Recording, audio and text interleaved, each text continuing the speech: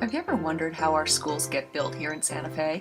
To most people, it can look like a jumble of committees, meetings, reports, school board sessions, and votes.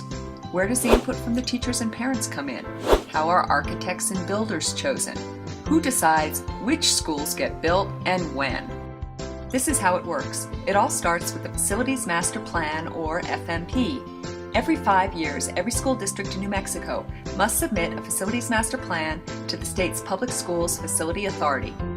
What's included in the FMP? It covers every school facility in the district. It describes the landscaping, heating and cooling systems, technology, doors and windows, lighting, accessibility, kitchen facilities, plumbing, pretty much everything. Every facility is scored based on its condition and how well the site can meet the district's goals. SFPS has 32 campuses plus additional administration buildings, and they are ranked from the highest need to the lowest need. But deciding which projects get built and in what order is not simply a matter of going down the list of rankings in the FMP. Not at all. For example, an administration building might be ranked number 1 in need, but the community may feel that getting our school buildings up to shape to support the education of our kids should trump all other priorities. So Santa Fe Public Schools has a Citizens Review Committee to recommend the building priorities for the district. What is a CRC? It's made up of 10 members appointed by the school board, plus a member of the teachers union.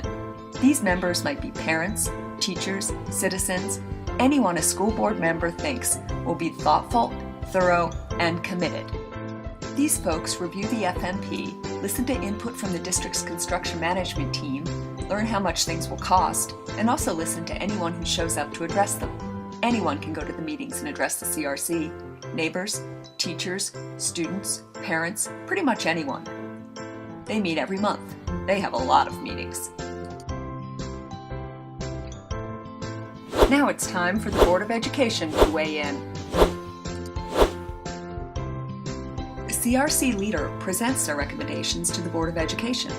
The school board discusses this and votes to accept it, or maybe not, but they usually do, because the CRC is a more neutral party and hopefully avoids politics. So what now? We have a list of building priorities, plus a rough idea of how much things will cost, but where do we get the money to start planning and building? Here's how. SFPS raises the money from the sale of general obligation school bonds. The public is to vote every 4 years on whether to approve the sale of these bonds. The reason the voters have to approve these bonds is because they are paid for through property taxes. So there's an election, and let's say the public votes yes. Let's take a side trip to discuss how these bonds get sold with a word from our finance department. We sell the bonds into the competitive national municipal bond market. Partly because we have the highest K-12 public education bond rating in the state and among the top 5% in the nation, our interest rate is very competitive. We sell bonds following voter approval, typically in 3 series over 4 years. The amounts of each bond sale coincide with the plans for construction. For example, if a large number of projects will begin over the next year or so, the bond sale amount will be larger. Once a bond is sold, it must be spent in 3 to 5 years. Each time we go to sell bonds, we first need to get approval from the school board. So now we have the money. What's next? We need to find an architect. The construction management team puts together details about the projects and then issues a request for proposal, or RFP. Architects will apply for the project. A committee is formed to review the submissions. On this committee is the Executive Director of Operations, Director of General Services, the assigned project manager, an outside architect, not one who bid on the proposal, and a member of the CRC. They make a decision and choose an architect. They present the choice to the school board. If the school board approves the choice, everyone gets really busy. First, the architect hires a whole bunch of engineers. Electrical engineers, mechanical engineers, structural engineers, lots of engineers. They study the current school site. They talk to the principal, they talk to custodians, they talk to district staff, they talk to parents and students. They develop a narrative for the school of its needs and wants called a program, and using this they create a schematic, which is a rough floor plan of what the school will look like. This takes about 3 to 4 months of work.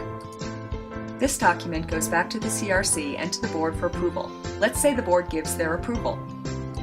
The project moves into the design development stage. During this time, the design for the building is really fleshed out. The architect and engineers create construction drawings for every aspect of the building, from its electrical systems to its landscaping to its kitchen facilities, everything. This takes about 6 to 9 months of work. When the drawings are complete, it's time to choose a building contractor who's going to bring together the people and crews needed to actually build the school. The construction management team issues a request for proposal.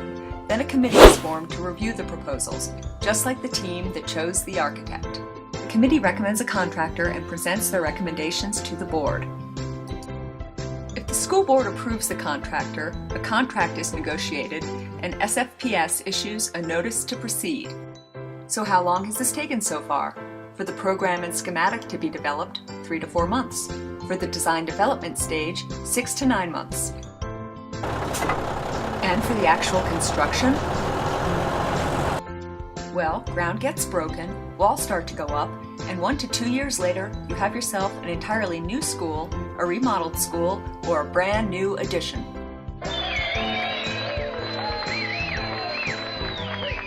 Santa Fe Public Schools, building for our kids' future.